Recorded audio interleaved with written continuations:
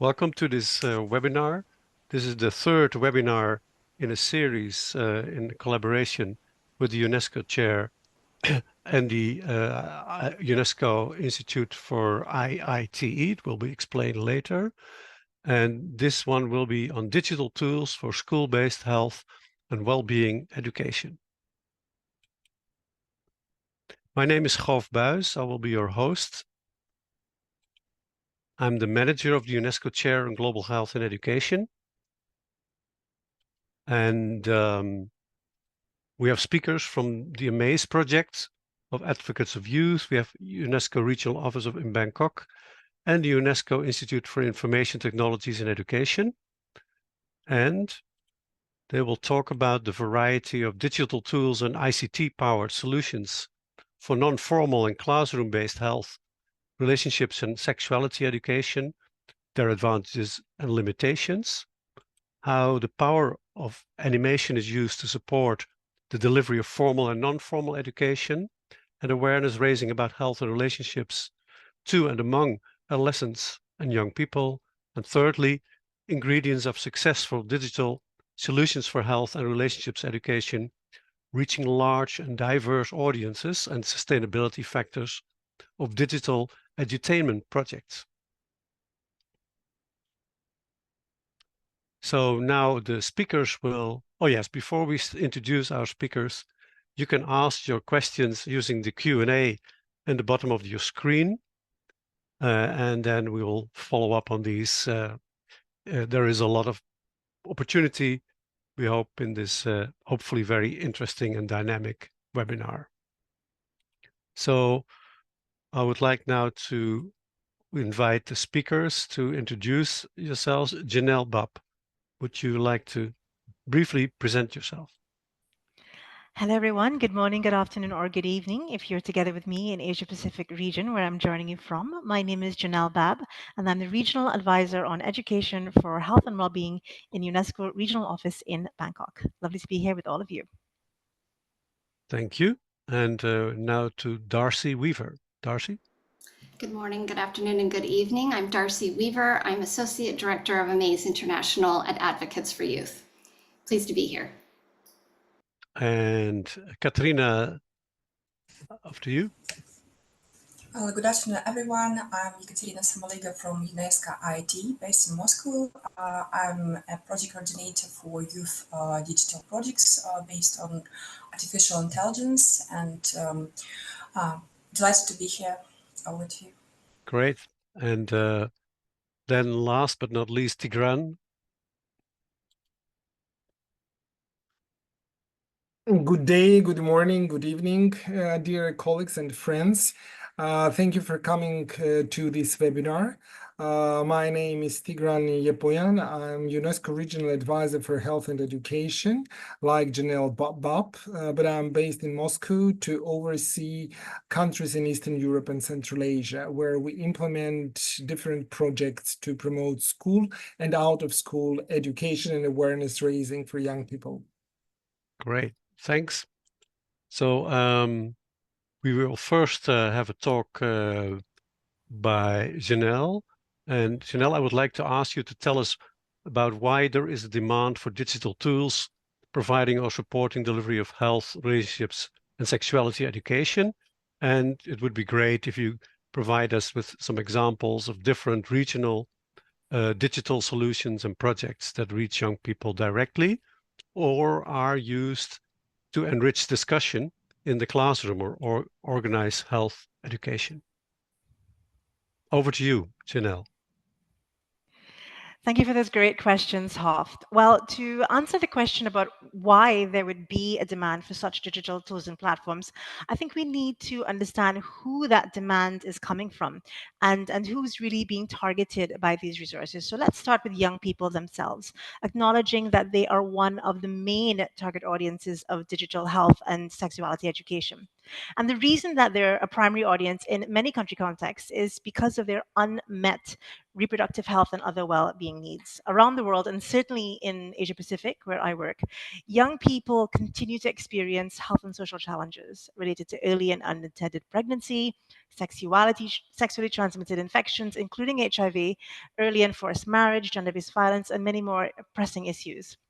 And certainly, while we see an evolution in school-based programs on certainly comprehensive sexuality education, in very many countries, these are not yet implemented at scale or with consistent quality. And of course, we also have to respond to the needs of young people out of school who face even more risk and vulnerability. And actually, in 2019, UNESCO, UNFPA, and IPPF carried out a survey among more than 1,400 young people ages 15 to 24 from 27 Asia Pacific countries to ask them about their experiences of school-based comprehensive sexuality education. Only 28% of that cohort felt that their school taught them about sexuality either very well or somewhat well. And about 46% felt that their teachers were either very comfortable or somewhat comfortable teaching sexuality topics. And when we asked them about their preferred sources of information about sexuality, 39% of them selected schools as compared to 55% choosing the internet and 56% choosing their peers.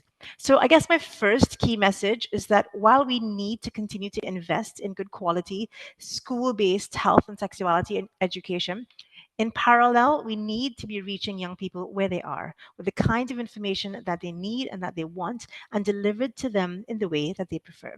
And this is also important to those who are producing teaching and learning content on sexuality education, which is the other part of the who and the why equation.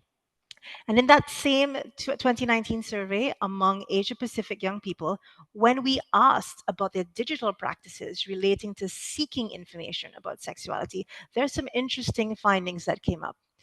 About the males in the sample, from the males in the sample, the behavior that was the highest among them was watching pornography at 68%, followed by chatting with strangers on social media at 45%. Among the females in that cohort, the behavior that was most reported was chatting with strangers on social media at 47%, followed by sexting at 40%. So this brings me to my second key message, that we need to increase the availability of and access to evidence-based, good quality, age and contextually appropriate digital content and sources on health and sexuality education, so that the opportunities of digital spaces outweigh any potential risks and harms. And this access has to be for young people and also for educators and healthcare professionals. Now, you asked me about some examples, and I'd like to respond to this question, Hoof and colleagues, with maybe a quick visual. So if you'll allow me just to bring up, colleagues, just 2 slides. With your help, we can just project those slides on screen. Fantastic, thank you. So we know that digital sexuality education platforms come in a variety of formats and with a mix of objectives. Some set out to explicitly inform, others predominantly to entertain, although most digital sexuality education platforms, certainly those that are especially successful, cover both of these dimensions and other dimensions as well.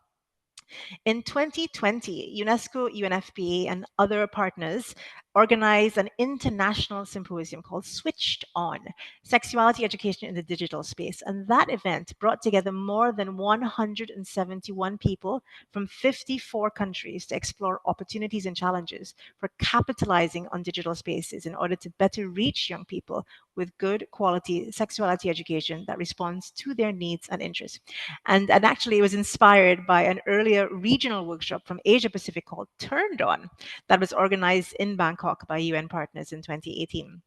Now, as part of the 2020 International Symposium, we featured an exhibition of 29 digital sexuality education platforms from different countries in every geographic region of the world. And I've picked out just a few to mention in the short time of our webinar, and you see them on the screen. And these are a mix of platforms that use different media, sometimes even different technologies, not all online or web-based online, and they are run either by an individual or an organizational content creator. So on your screen, you can see a little bit about each of the 4 that I've picked out for you, the country, but also the platforms that they cover and the kind of engagement, audience engagement that they have. So we have Agents of Ishq from India. We have Hannah Witten from the United Kingdom. We have Love Matters Arabic in the Middle East, North Africa, and Tune Me covering sub-Saharan Africa. And all of these platforms set out to directly reach young people wherever they are, with videos, with vlogs, social media shorts, digital postcards, and other packages of digital content. And while these platforms may be targeting young people directly, we also know that the other influential people in the lives of young people do reference some of these sources and resources to engage with the young people in their lives, including parents, caregivers, and educators. And that brings me to my second and final slide, which is to just acknowledge that one platform that has been picking up interest in Asia Pacific as a trusted source for evidence on sexuality education, especially among educators, is amaze.org by Advocates for Youth, who were also at the Switched On International Symposium and who have carried out partnerships and capacity building with both UN agencies, including my own office, as well as the Digital Sexuality Education Network of young content creators in Asia Pacific. UNESCO Bangkok has collaborated with Advocates for Youth to combine videos with lesson plans and discussion guides with orientations of the many different kinds of approaches and entry points for embedding these resources in classroom-based learning on CSE. And of course, we have Darcy from Advocates for Youth in the webinar today, and I'm excited for her to share more about that experience and the type of engagement and skills building that they do.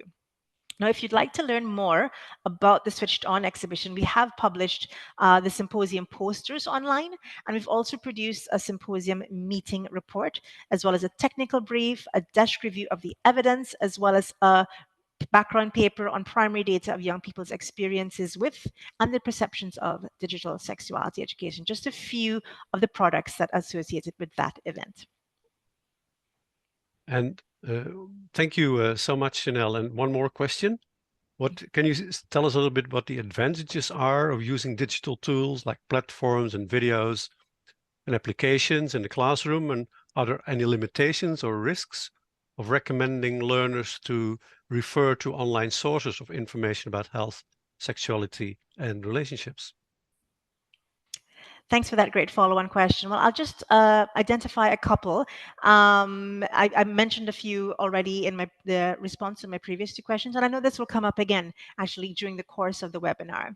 So some advantages, well, digital sexuality education or digital sources of information and education on health and sexuality can complement or they can enhance the delivery of school-based CSE programs where these are provided. They also do provide more relevant sexuality or health education where such education in school may actually be lacking. These kinds of platforms and resources can offer private, personalized, convenient, and more easily accessible answers to questions that young people may struggle to get from other sources. Mm-hmm. And of course, as we said, it can be a resource that directly reaches young people, or it can also be harnessed by educators in that type of engagement. Disadvantages, there are some. There's the potential exposure to harmful or inaccurate content by young people looking online for the information that they need, exposure to cyberbullying, sexual exploitation and grooming, contact with strangers, and sexual messaging. So all of these potential disadvantages really need to be paid attention to when we're creating spaces where we want young people to safely and ethically engage. Yeah, okay, great. Well, there is actually a question already in the chat, and we encourage everyone to use the Q&A also for comments and questions. And this one is from Chokri Bulimi, and she's referring to an example of using animation. Maybe you can read it yourself, but I'll read it out loud. It's the Love Life campaign in South Africa. And it's a South African initiative launched to combat AIDS and other STDs among young people.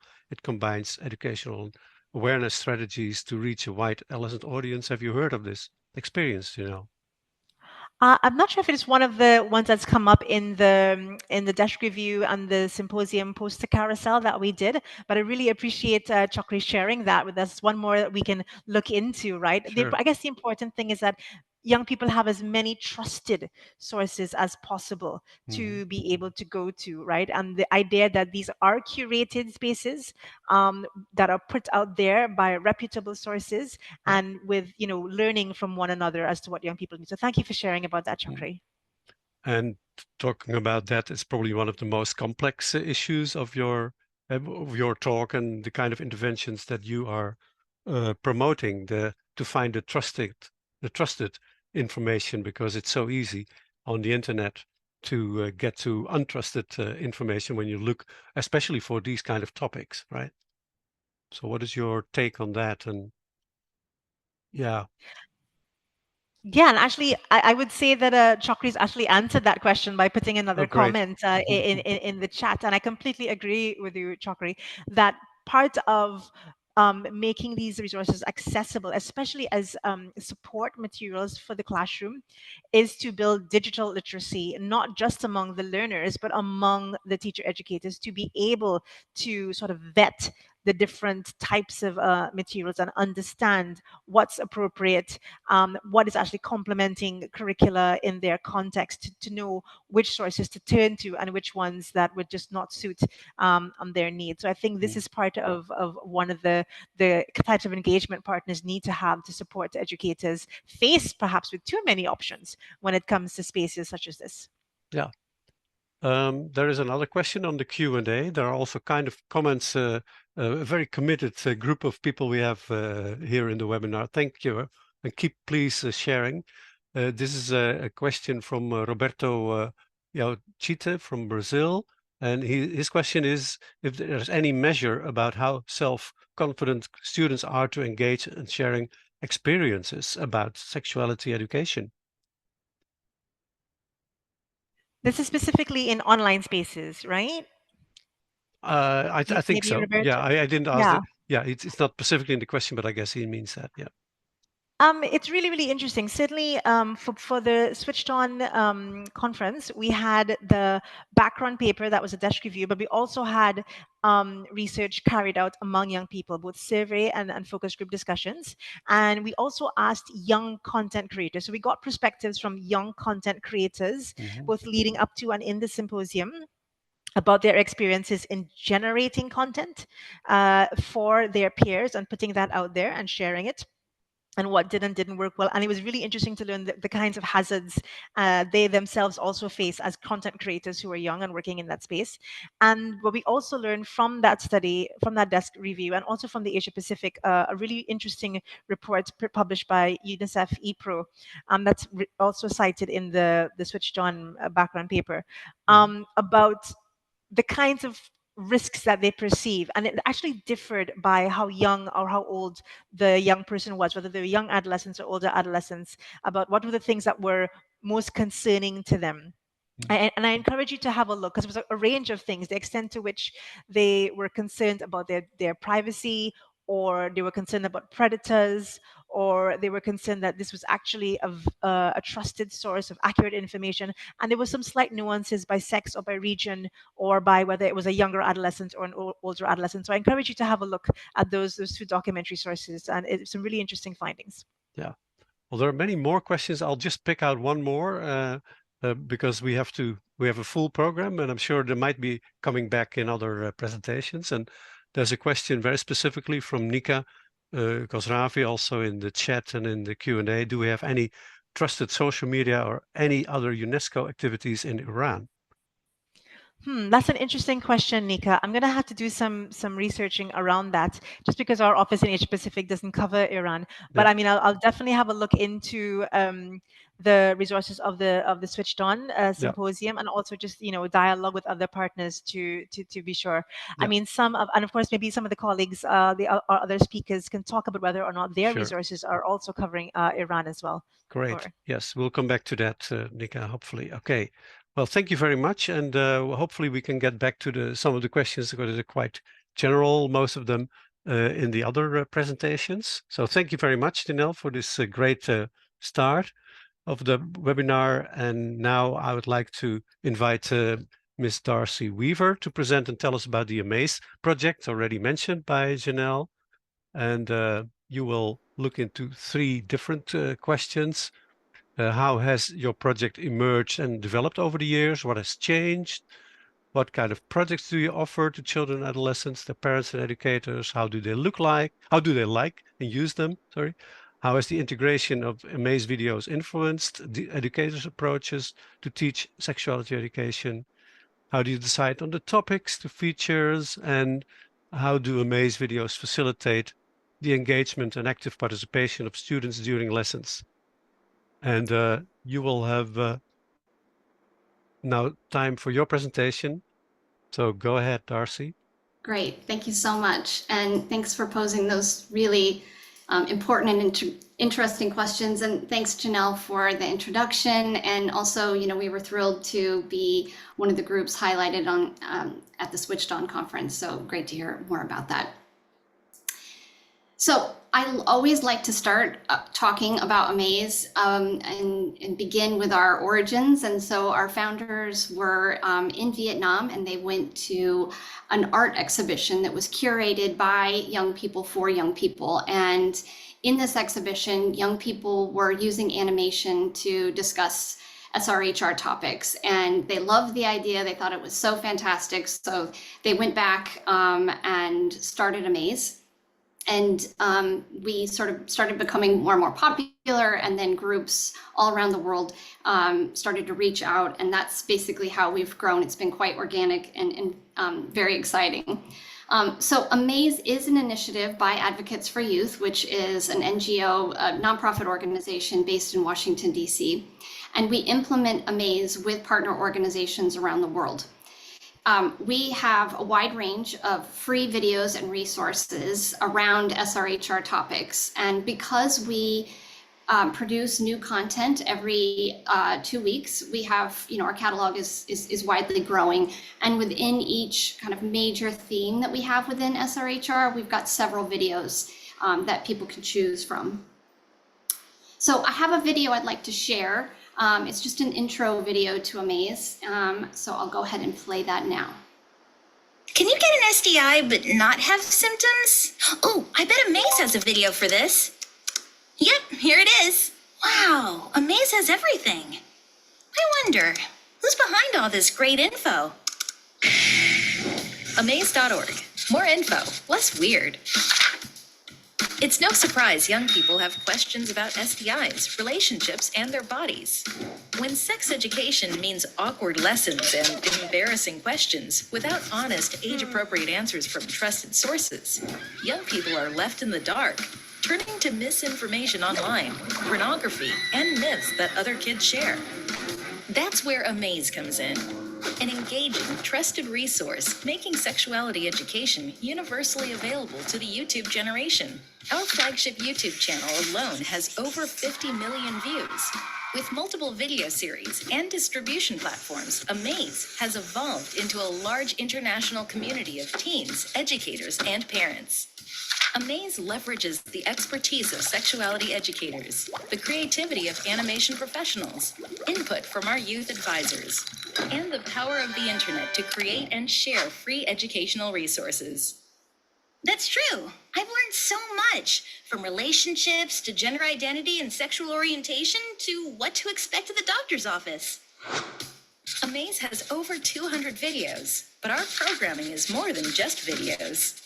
Amaze provides lesson plans for schools, content and tools for parents and allies, integration into healthcare systems, and even a coloring book and comic.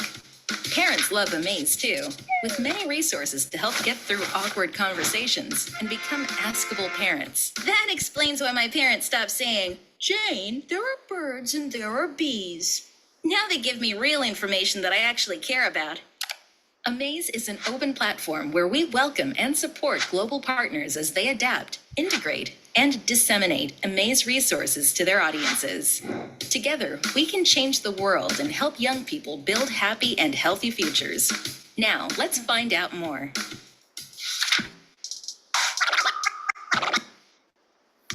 Great. Can you get an STI but not have... Sorry, let me just go ahead and advance. There we go. Great. I hope that provides a good introduction to Amaze. In terms of how we develop the content, so that was one of the questions that was posed. we have sort of a three-pronged approach. So we have support from technical experts around the world, including medical professionals, and that sort of then allows us to, on YouTube, to be identified as a credible source of health information. So one of the things that we were just previously talking about. We also are informed by the UN's International Technical Guidance on Sexuality Education, as well as national and regional guidance. And then that third pillar is that we are guided by a group of youth ambassadors. These are young people ages 10 to 16 from all over the world who help us identify emerging topics. They set the tone, and I think one of the things that they do is also make sure that the videos stay really relevant and funny. And if you have watched Amaze videos, I think that you'll find them to be quite entertaining in that way. So even if you are familiar with Amaze, we have what is sort of, for lack of a better term, called our standard Amaze videos. We have over 200 of those, but we have two other types of videos that I'd like to talk briefly about.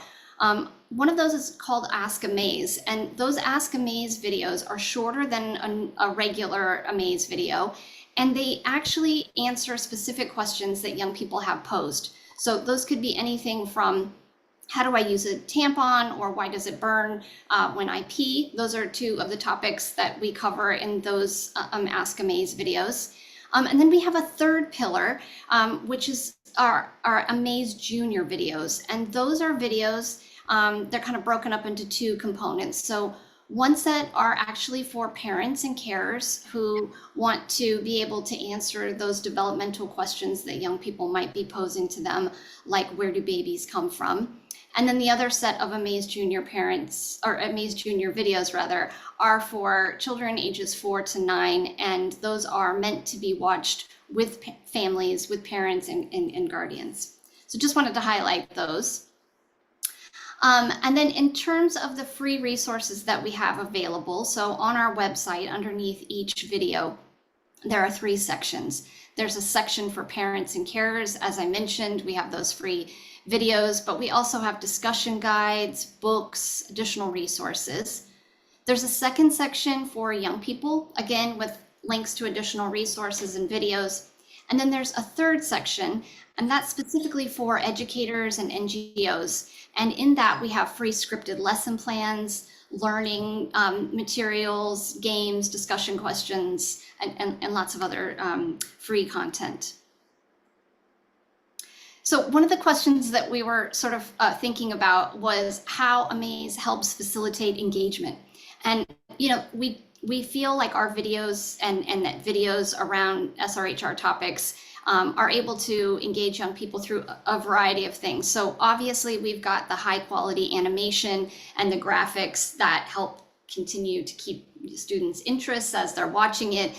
It's also really helpful when we're talking about different learning styles and making the content more accessible and engaging. Videos also allow us to do some storytelling, and so we can use various techniques to kind of keep a narrative going, again, raising interest and keeping interest. We can provide demonstrations, so videos can talk about different parts of maybe using a condom or other kinds of things that people would want to do, for example, staying safe on the internet, techniques that they can use. Pacing control is a really interesting one because having a video allows a teacher or an educator to slow the content down, so you can actually make the voiceover slower, which hopefully will allow for better comprehension and retention in some cases. I will talk later about some of the cultural and contextual differences in the diversity that our partners add to Amaze when they dub and adapt the videos. And also just a few more things around collaborative learning. Allows for group discussions and collaborative projects. The flipped classroom model allows educators to give the students the videos to watch outside of the classroom and then come back in to have those conversations. Accessibility is something I'm going to touch on in a little bit, but again, we can add lots of things to make videos more accessible, including sign language or subtitles. And then finally, there is this all exciting idea of gamification. And Amaze has recently launched a partnership with Kahoot. We have our own channel on the platform where our videos are housed, and then young people can watch the videos and then take some quizzes. And yeah, so I'll hand it back over. Thank you so much. Thank you, Darcy, and for your great introduction. And just a question that, given the global reach of Amaze videos and other products, could you share a unique adaptation or customization made for a specific cultural context and for learners with special needs, disabilities, and so on? Great, thanks. So before I get to some specific examples, I'll just briefly touch on how people can partner with Amaze. And there's just 5 options. So the first is that people can integrate existing videos. So you can start using any Amaze videos today on any platform without any restrictions. So this is an example of the Ministry of Education in South Africa using the videos on their BeWise platform. The second option is to add subtitles. So those can be burned on, or they can be an option that is chosen by the user on YouTube. Again, a great way to ensure that videos are being provided in local languages, and also a really kind of fast option for a lot of partners. The third option would be to dub, and that is where a group would work with an animation studio and actors to do the voiceovers. These are some screenshots from a group in Lebanon who worked with some really well-known actors, so that's really exciting. The fourth option is around adaptation. So we have, in this screenshot, I sort of like to show it because you can see the original video, and then 2 examples of how partners have made adaptations to the actual animation. So there's changes in the skin tone and hair. There's the food has been swapped out. So you can see that if you were a young person in Fiji, you would certainly be seeing visuals that are more contextually and culturally relevant to you.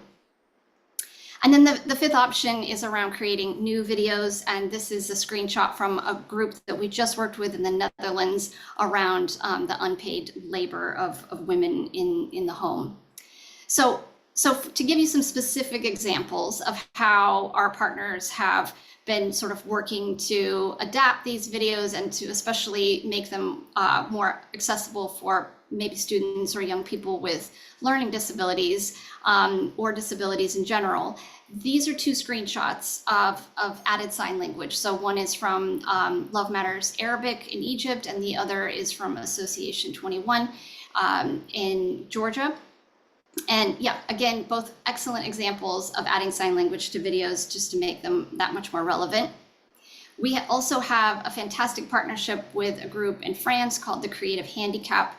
They have they house the Amaze videos on a special website that is specifically designed for people with disabilities, as it has a sort of ease of reading. And they've worked really hard to work on the representation and adaptations for certain disabilities. And then finally, I'll just finish with this example. In this particular video, the original video, there was a mobile phone, and it shows a telephone number of an SRHR clinic or a service provider. And in this case, our partner in India has then modified that visual, that part of the video, to show the local telephone number that young people need to use if they want to access services. So just providing some examples of how people can adapt those to make them relevant for their communities. Yeah, okay, great. And another question for you, Darcy, is your videos are viewed all over the world in 45 languages. Who do you collaborate with to reach out to new countries and audiences? And can you share also some insights in how this collaboration process between Amaze and UNESCO is being shaped? Great, happy to, thanks. So one of the routes that we do use for dissemination is social media. We have over 80 million views on YouTube. As I mentioned previously, 250 original videos. And as a result of all of our international work, we now have videos in actually 60 languages. So we've recently updated that, even more exciting. Yeah. And so, yeah, so certainly we are harnessing the power of social media, but we also work with a wide variety of partners. So that can include everything from UN agencies to large NGOs, all the way to youth-led organizations. We have medical professionals who are showing the videos. We work with app developers to embed the videos into apps, schools, influencers. So lots of different partners across the world who are working to help us integrate and embed Amaze videos. On social media, we have some partners who are doing some really excellent work using some of the platforms that we're all really familiar with, like Facebook or TikTok. And then we also have groups who have done some targeted Instagram campaigns, who are sharing the videos on WhatsApp. And also some people who are putting them on kind of learning passports, so specifically UNICEF's online learning passport, which is a really fantastic way for us to increase our viewership. So lots of exciting things happening on social media, and we're always happy to talk to partners about how we can support them to use social media. Let me just go to the next slide.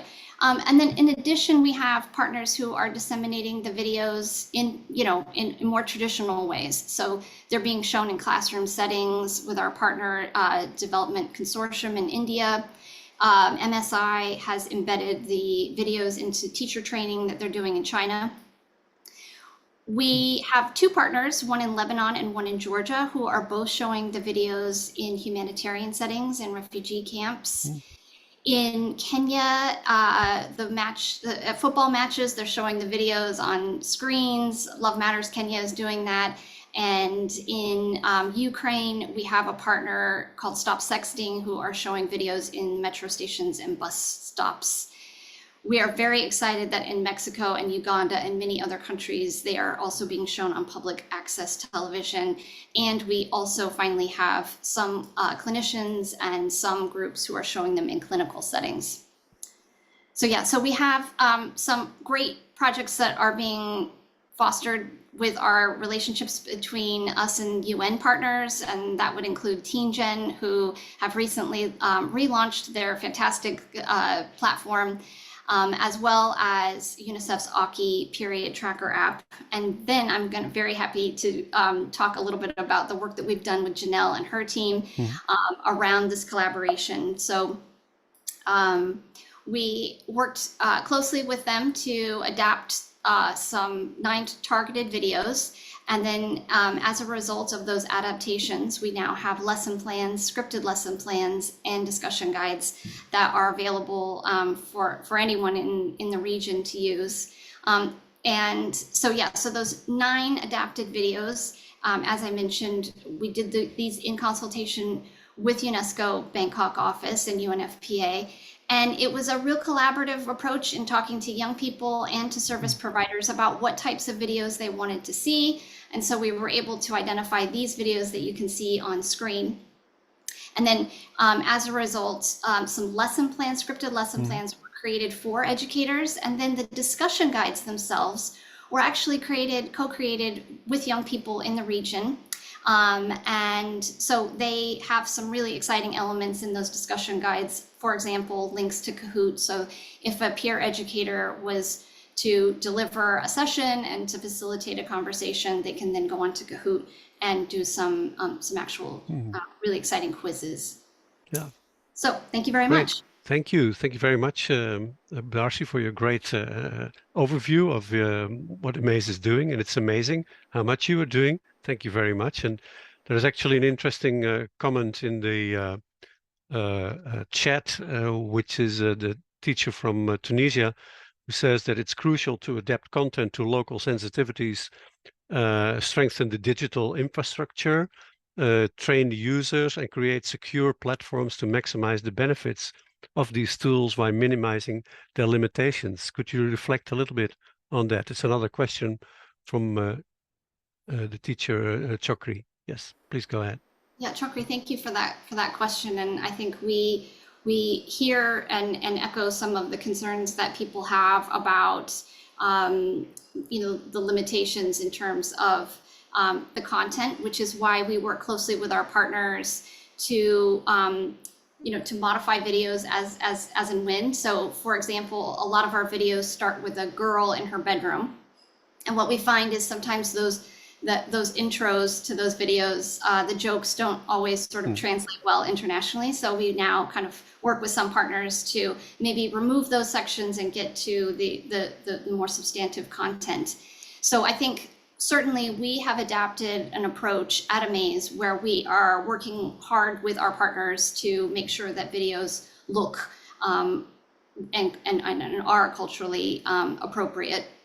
I also take on board what you're saying about having issues to technology and unequal access to technology. We do have two partners who have been working on taking the animation and making them into comic books and printing those. So we've got a partner in Nigeria that's done that. It's been really well received. We also have a really exciting card game now in Mexico that kind of takes some of the content from some Amaze videos and puts them into a playing card. So yes, we hear some of those, and we're working on our part to try to reduce those inequities and to try to make sure that these videos are as appropriate as for everyone as they can be. Great. So in the particular case of a teacher here in Tunisia, how could she get involved or in contact with Amaze to get these kind of material being introduced in her country? That's great. Yes. So I will say, because we already have videos in 60 languages, oftentimes when partners reach out, we hopefully will already have some content that's readily available for you. So please do get in contact with us.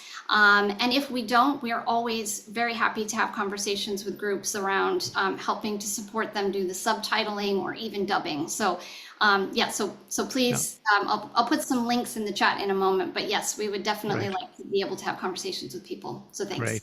And I have a more general question, Darcy, maybe if time allows. Well, just a short question. How is the funding organized for your work? Great question. Yes. So Amaze is funded by the Westwind Foundation, which is a family foundation based in the US. And and then obviously supports the work that we do at Advocates for Youth. Okay, great. Okay, thank you very much. Okay, now I'm now giving the floor to Tigran Yepoyan to tell us about how UNESCO worked together with a popular science YouTube channel called NouChPoc to create a series of edutainment videos to revitalize health education in schools across the region. And Tigran, I have 3 specific questions for you. Why has UNESCO turned to short animations to make health education in schools more exciting and impactful? And why have you chosen NouChPoc as a partner for this innovation? Second question, what products have you developed together and how have you tailored them to different cultural contexts? What was the most challenging in this? And thirdly, can you walk us through a standout moment or the biggest success story of your cooperation with NouChPoc? Tigran, the floor is yours. Goof, thank you very much, and thank you very much to Janelle and Darcy for their very interesting and informative presentations, the stories you have told. And before I start telling about our cooperation with NouChPoc, I saw a question from Tatiana, who seems to be an English language teacher in Russia, and she liked the Amaze videos, but is a little bit afraid of demonstrating them at English lesson classes because it is not welcomed to discuss issues related to sexuality education in the country. And I wouldn't encourage Tatiana to do so. Be very careful, otherwise you might be encountering some problems coming from the students themselves or their parents or other teachers. This is not an unusual problem. It's common for many other countries where are restrictions on the content to be presented and discussed in the classroom. And therefore, we've worked very carefully with our partner in NouChPoc to make the content both informative, useful, relevant to the needs of young people, but also kind of digestible by the education officials, Yeah. so that teachers can use them in the classroom without fear to be kind of punished or criticized. This is just a brief and ad hoc response. I believe it was important to say. Great. And now, if you allow, I will move to my presentation. By the beginning of 2017, when we started our cooperation with Nautchbok, we at UNESCO have been supporting health and well-being education in Eastern Europe and Central Asia for more than a decade. And we have noticed several patterns that compromised the delivery of health education. The content of health education and teaching approaches that teachers used not always resonated to learners.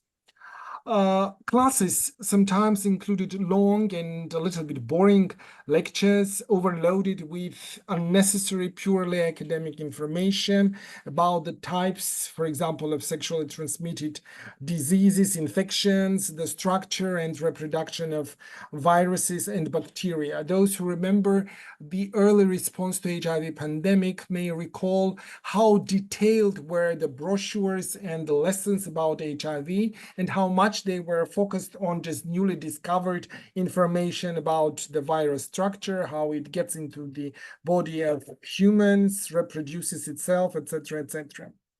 And no surprise that students perceived this just as another biology lesson, which had little actually in common with their real needs for information.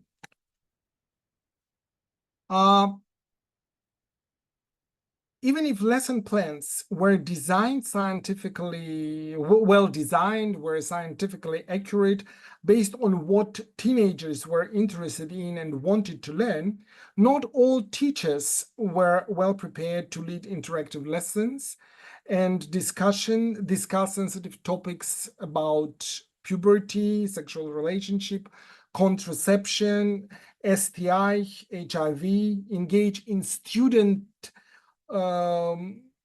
with students in a discussion, hold their attention, and encourage reflection. What do adults often think they should tell to youngsters? Don't do this. You are too young. This is dangerous. That is immoral. This is against our values, our traditions, etc., etc. So we often, as teachers, as parents, tend to take a kind of restrictive approach. And when we discuss with young people, we often discuss it from the perspective of our age. Not all of us realize that at their age, we're interested in quite different things and in quite different approach. And at that point, we realized that teachers need a tool that would help them organize really cool health and relationships lessons. This tool should be very simple to use. It should convey correct information and right messages, be attractive and relevant to the audience. And we came by chance, actually, across Nautchbok YouTube channel and found there what we needed: bright, catchy, attention-grabbing, short videos with simple graphics, doodle style, sketch, drawn animated cartoons, and a modern language that young people speak, understand, and appreciate. We found videos that explain complex things in simple words. Videos that use a popular science approach, that integrate into the plot something truly interesting, unusual, arousing curiosity, and keeping you glued to the screen until you watch the video to the end. Another very important thing about Nautchbok was that the platform itself had a fairly large audience, more than 2 million subscribers. People, especially young people, were already there. We didn't need to create it from the scratch, and all we needed to do is to produce and upload new videos on the topics of youth concern. And what finally convinced us of our choice was a video about adolescence titled, Why It is Difficult to Be an Adolescent. We realized that Nautchpok team has a kind of mentality compelling to us, and we will find common grounds for work. That they will understand what we need, what young people need, and our cooperation will happen. The 6 new videos that my brilliant colleagues, Julia, Maria, and Alexandra, co-produced together with Nautchpok team, became highly popular. Over years, they have scored 15 million views, just 6 videos. And this is one of the most pleasant moments that I can acknowledge the contribution of my colleagues, Julia, Alexandra, and Maria, and contribution of Nautchpok scriptwriter for the production of these videos. Let me say a few words about Nautchpok itself. The platform emerged in 2013 when a group of creative people working at Karamba TV decided to start a new popular science project, one of the first of that kind in Russia. From the very beginning, they followed edutainment approach, which means a combination of entertainment and scientifically accurate content. This requires both creativity and good knowledge of the subject matter to give a non-trivial answer by telling a story, providing accurate information, and expanding viewers' horizons beyond the question and the answer, inviting them to explore more, and many users do so. A sketch-style drawing that everyone seems to be able to draw, and a good sense of humor make the scientific explanation much easier to digest. And what is very important, the videos are very dynamic. The viewer never get bored. Over 11 years, Nautchpok has produced more than 570 videos that received over 300 million views. Nautchpok was popular, and the videos which we have produced together became very popular too. Many people viewed them, we were happy, but how to bring these videos as a tool for educators to school? This wasn't an easy task. First, the videos should relate to something in the school curriculum or extracurricular activities. Second, the videos are to be recommended by experts for educational purposes. In most countries of Eastern Europe and Central Asia, and probably like in other parts of the world, teachers cannot use just randomly selected resources for educational purposes. These resources have to be kind of screened by experts and recommended as age and culturally appropriate, accurate, and relevant. And thirdly, we wanted these videos to be used not only in Russian, but also in other languages spoken in Eastern Europe and Central Asia. Therefore, we needed to dub them, which actually wasn't an easy task, because in Russian, we had a brilliant presenter. His tone of voice, his manner of presenting by itself was an attraction. And we needed to find people who could speak in that compelling manner in Armenian, in Kyrgyz, in other languages, which we, our team, didn't speak, except of myself, who can speak Armenian. But we managed that. And eventually, we received approvals from the Ministries of Education of Armenia and Kyrgyzstan, 2 countries. And videos were dubbed in 2 languages, Armenian and Kyrgyz. In 2018, we were happy to learn that the Cabinet of Ministers, Council of Ministers of Belarus, issued a resolution recommending the use of these videos in homeroom classes, extracurricular activities, any educational events, summer camps, to raise young people awareness about healthy lifestyle. So videos were there, videos were adopted, videos were available, and we started working with the educators, with school administrators in those countries to let them know about these tools and help them facilitate them to use. And one of the critical facilitation factor was a guide for teachers how to demonstrate and discuss the videos, what questions to ask after viewing the episodes. But before that, we did pilot demonstrations and discussions in classrooms, which harvested very positive feedback both from educators and learners. And only then we kind of scaled up the use of these tools.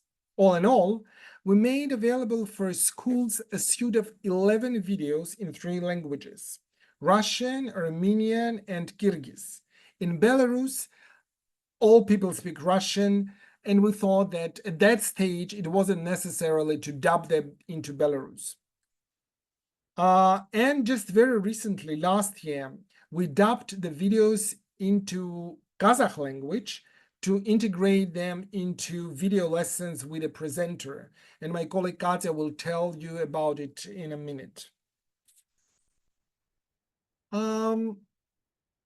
Responding to Guf's last question about the success moment, about something which makes our cooperation successful, which stands out of the whole story of our cooperation, is the fact that Nautchpok stayed committed to the topics which we developed together.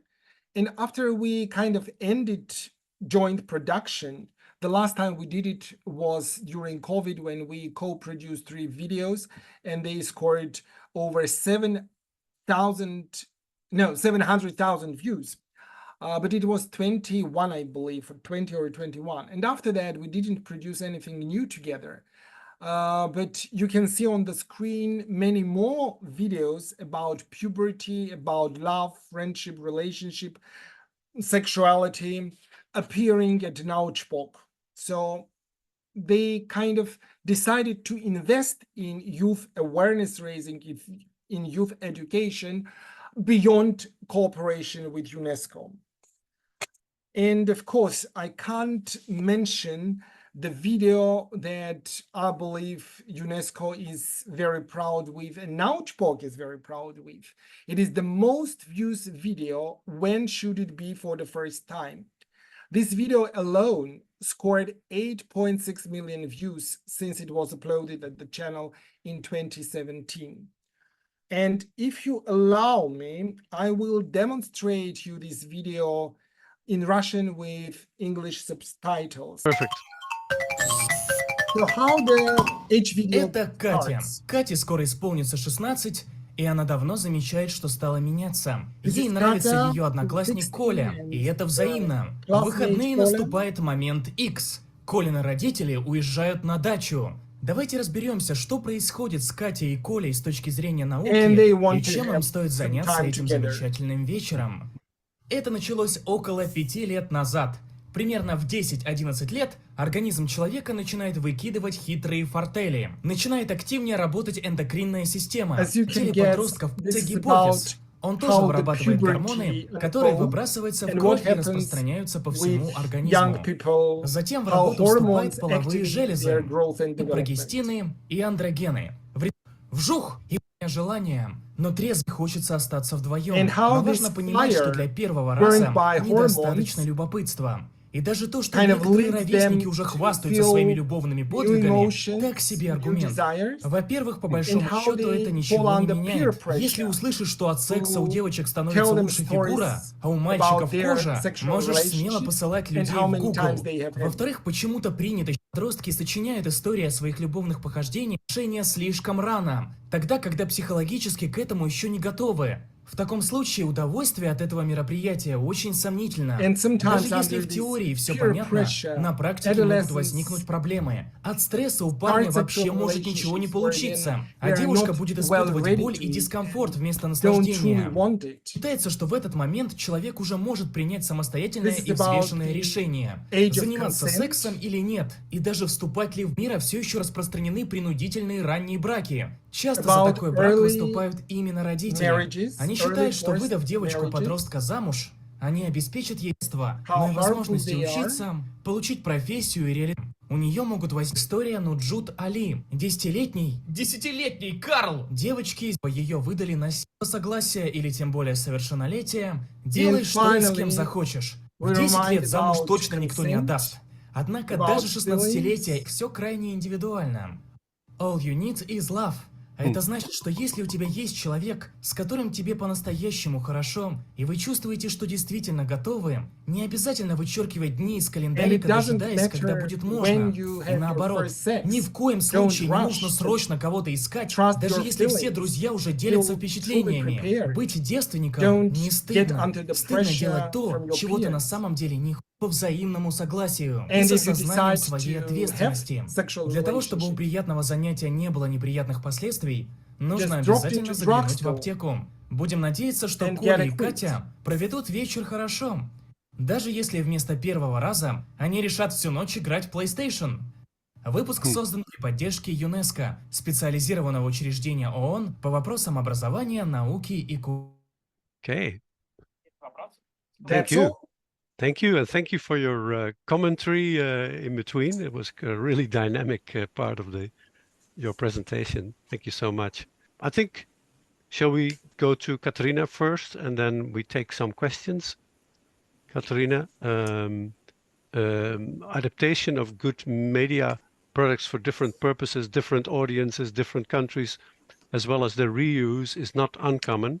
Actually, it's one of the questions in the chat also. And Yekaterina, can you tell us why have you decided to give new life to NAUPOC animations produced for schools in cooperation with UNESCO several years ago? And secondly, how have you reused them and how has it worked? Over to you. Yeah, thank you so much, Guth, and thanks everyone for these excellent presentations. So good afternoon, everyone. Once again, I'm delighted to be here to share with you this exciting journey of revitalizing the NAUPOC animations for broader health education purposes and also adapting them to different cultural nuances and audiences. So I'm here to share with you why and how we breathed the new life into these animations and that were originally produced in collaboration with our institute several years ago, as Tigran has already mentioned today.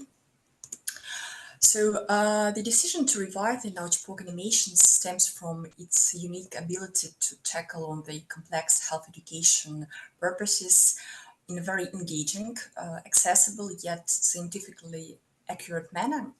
And these videos were initially crafted to address vital questions like cyberbullying, like dealing with peer pressure or understanding and making informed choices about sexual health in general. So the format edutainment proved incredibly effective and it marries education and entertainment, which resonated deeply with our young audiences. And we also saw an opportunity to extend the reach and impact of these animations by adapting them to different cultural and linguistic contexts. So this approach aligns perfectly with our goal to provide universal accessible health education while respecting local nuances. So how we did it? Adapting the NAUPOC videos involved more than just translation, so it required a thoughtful process of cultural customization to ensure the content remained relevant and engaging for young audiences in Kazakhstan, in Belarus, in Kyrgyzstan.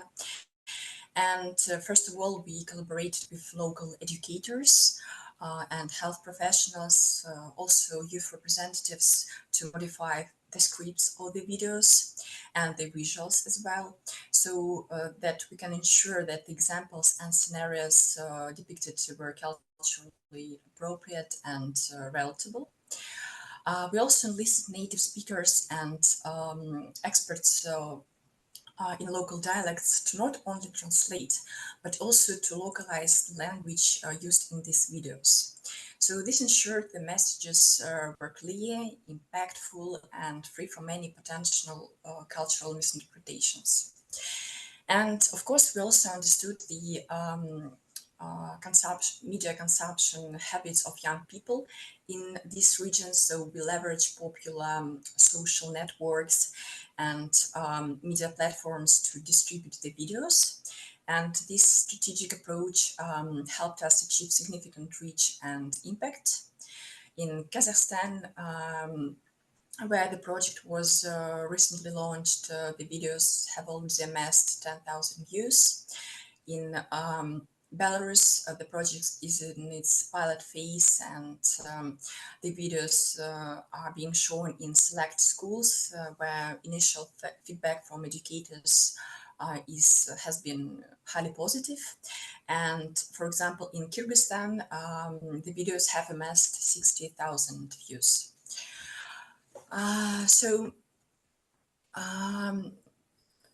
Concerning the impact, the outcomes of our efforts, I have to say that the adaptation and reuse of the Nautchborg animations have been a resounding success. In Kazakhstan, Belarus, and Kyrgyzstan, the videos have become a valuable resource for health education, used both in formal classroom settings, but also during some non-formal educational initiatives.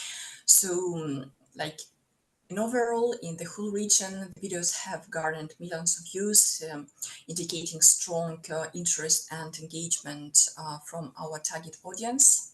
So, for instance, the episode on HIV awareness has been particularly impactful, addressing myths and providing crucial information in a very easy and accessible way. Then I have to mention that we have received numerous appreciative comments from viewers and educators alike. So several teachers from our target countries noted that these videos made discussing sensitive topics like sexual health much easier and more effective. With students and parents have also expressed that their gratitude for providing content that helps them initiate these difficult discussions with their adolescents and with their children. So speaking of educational integration, I have to mention that schools in these countries have integrated these animations and these videos in general into their health education curricula, using them to complement some traditional teaching methods. And this hybrid approach has made learning more interactive and more reflective for students. So looking ahead, I have to say that we are committed to continuing this journey of adaptation and recycling, recognizing the potential to extend these efforts to even more regions and more countries.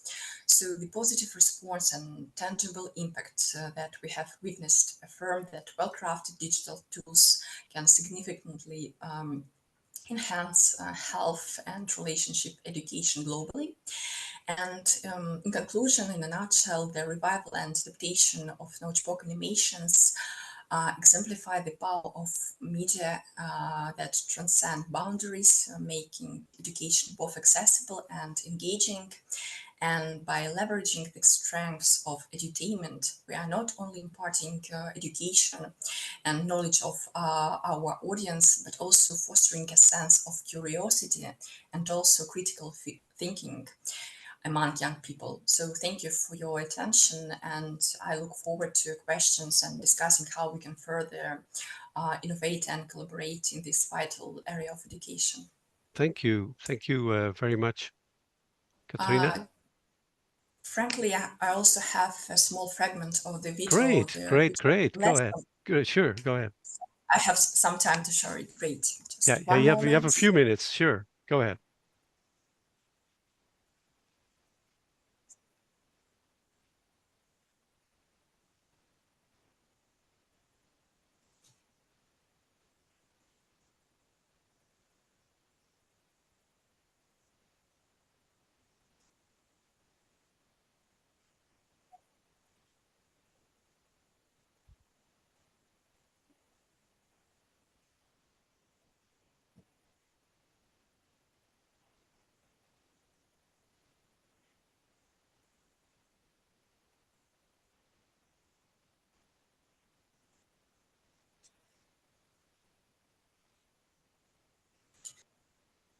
Now we reach the now spoken animation concerning methods of contraception. Yeah.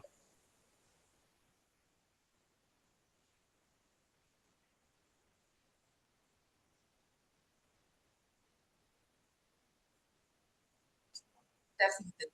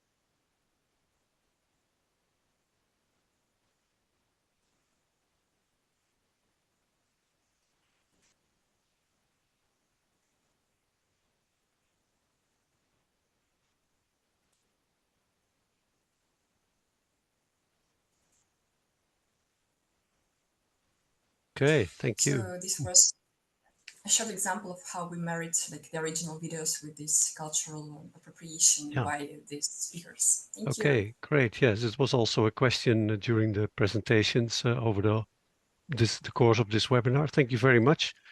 And maybe Tigran and Janelle and Darcy can also be spotlighted, so we can have some questions. Maybe there are some questions specifically about your presentation, Katerina and Tigran, from the Nautchpok collaboration. And in general, there was a question, actually, it was quite in the beginning, from Smriti Das, who asked, how do digital tools help in tracking and measuring the well-being and health outcomes of students? I thought it was a really intriguing question, and because I mean, you've shown, all of you have shown some great examples of animations and also in wider contexts, like, you know, developing teacher training and all that. And it's all part, of course, of a collective endeavor, I would say, to improve the health and well-being of students. And what kind of measuring is taking place? Maybe you can start, Katerina and Tigran, and then you also, Darcy, from your perspective, and Janelle, how would you view that? May I jump in and Sure. say that measuring health outcomes is quite a big and challenging task. Education doesn't produce immediate outcome results. Education raises the level of awareness, shapes attitudes, values, and develops some skills. In the best case, when really skillful and professional teachers are equipped with good quality tools, curricula, etc., use the right approaches, and then we can see this, I would say, output level results, knowledge, attitudes, and skills. And when they cumulatively produce a health-sustaining, health-supporting behavior, then over years we can see good health outcomes. Such assessments are done, but quite rarely because they are expensive, not easy to do. However, there are digital tools, applications, which anyone can use to track kind of behavior, to track hobbies, to track way of living. The simple thing which a smartphone tells you how many kilometers have you walked a day. And there are some other tools, I can't name them right now, applications where users can track whether they smoke or not, how many days have passed since they stopped smoking, for example, and many other things. Years ago, we have developed an application, a kind of diary of relationships, where young people kind of store the history of their relationships, including negotiations of contraception, condom use, etc., etc., etc.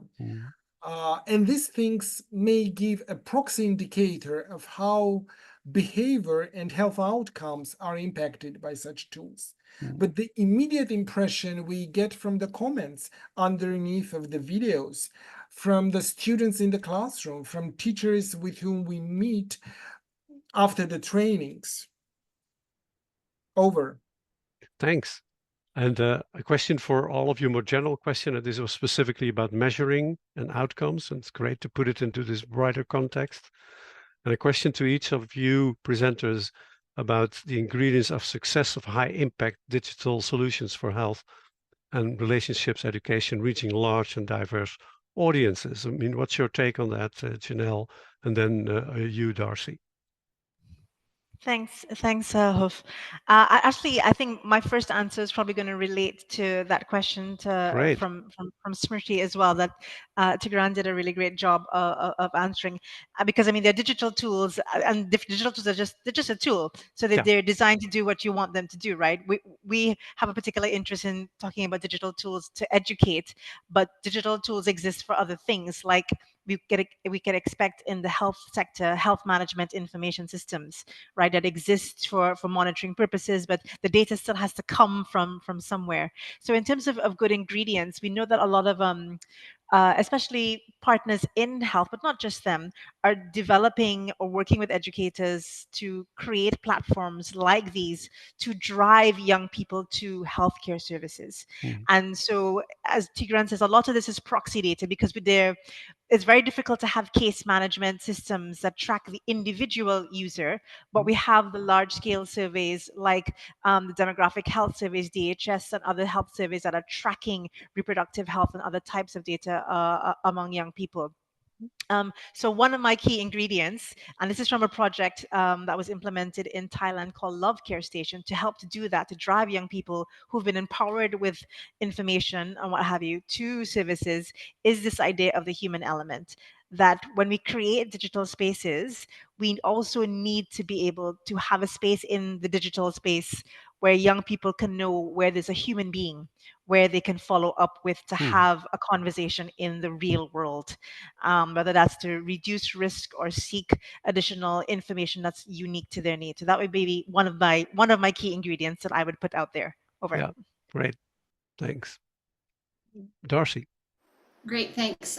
Yeah, just to add what Janelle said, I think linkages to services are really key when we're talking about that. But I would say that from Amaze's perspective, what makes something really impactful is having engaging content, and that's what we really strive to do. We make sure that our videos are really entertaining, that they have jokes, that the animation is interesting to watch. And I also think that by and large, young people really are seeking out trusted information, and they know that when they come to Amaze and when they come to other trusted resources, that they're going to get real medically accurate information, and that people are going to explain things in a developmentally appropriate way. So I think it's sort of the balance of those two. Yeah. And Katrina, you want to? Yeah, just a few words. Yes, please. I would like to say that some general components of the success have been already mentioned during our speeches, but in general, I would say that user-centered design is key, because solutions that are tailored to the specific needs and preferences of the audiences, all this correct positive feedback, and if we produce accessible and inclusive content, if we try to use evidence-based information, so we utilize scientifically validated data and best practices from all over the world, that will come closer to a resounding success from my perspective. And I would also say that if we prioritize like robust data protection measures to build user trust and comply with legal standards, that will create a more like trust and more close dialogue with our audiences. So, Yeah. thank you. Thank you. And Tigran, what in your view are the ingredients of success of these kind of solutions? You're muted. Before saying about ingredients of success, I want just to remind to the audience about one very important and influential assessment, which happens every several years, 4 years, in Europe and Canada. It is called Health Behavior of School-Age Children. And I see that Marina Milkumova, the principal investigator from Armenia, is with us at the webinar.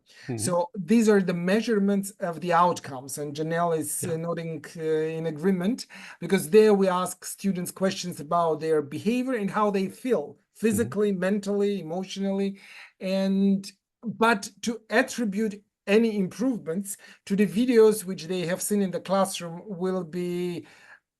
we may wish to do so, but it will not be very accurate attribution.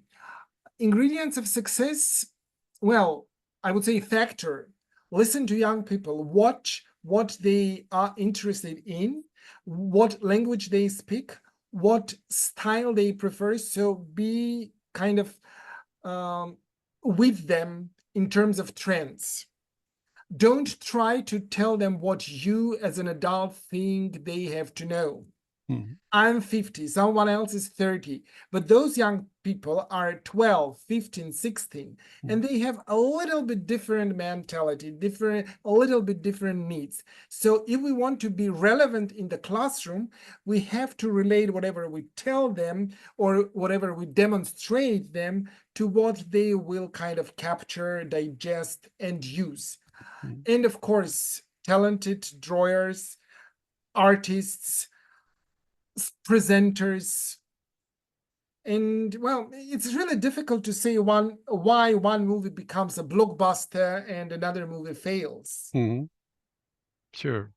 Yeah, but you have a great success in your hands, right? 8.6 million views for one single video. Yes. But at the same time, for example, a video which we wanted to become a blockbuster about HIV, it scored less than 300,000 views. Probably people were bored because they were too much fed with detailed information about how the virus is constructed. Yeah. But Darcy, sorry, Tigran. We just keep experimenting. Yeah. And what's your take on that? I mean, what's the future, Darcy, in your view, for these kind of interventions that you have been developing and contributing to healthier kids and healthier relationships and all that? Yeah, is this question specifically about how we grow our online presence in social media? Is that following on? No, more in general, what your work contributes and, and also your future perspective. Yeah, I think one of the things that we are looking for at Amaze is just to find additional partners. So every time we partner with another group and we expand our catalog, we're just expanding access exponentially to young people all over the world. So I think that's our main focus. We're also looking at Amaze at expanding on the work that we did with Janelle's team to create these scripted lesson plans to provide some additional supplemental resources for videos. So specifically, scripted lesson plans that are bespoke to an individual video. So an educator, whether that be a teacher in a formal classroom or someone in a community setting, can just take that lesson, show the video, and then engage in a conversation with young people. So I think that's another sort of thing that we're looking forward to in the coming months and year for Amaze. Yeah, and I think it's also an open invitation for all of you here in this webinar and everyone who will view this presentations after we stop our broadcasting, to get in contact with you to look at the resources that are available, which are huge and ever increasing. And with that, I want to thank each of you. Janelle, for your introduction, Darcy for your presentation, Tigran and Ekaterina about the work that you do. The resources are all available here on this link, and on the website we will have the recordings of each of the presentations, the PowerPoints, and do not hesitate to contact us if you have more information, if you need more information. So thank you all very much. Have a good continuation of the day, and we look forward to see you in our next joint webinar with the Institute from Tigran. Thank you very much.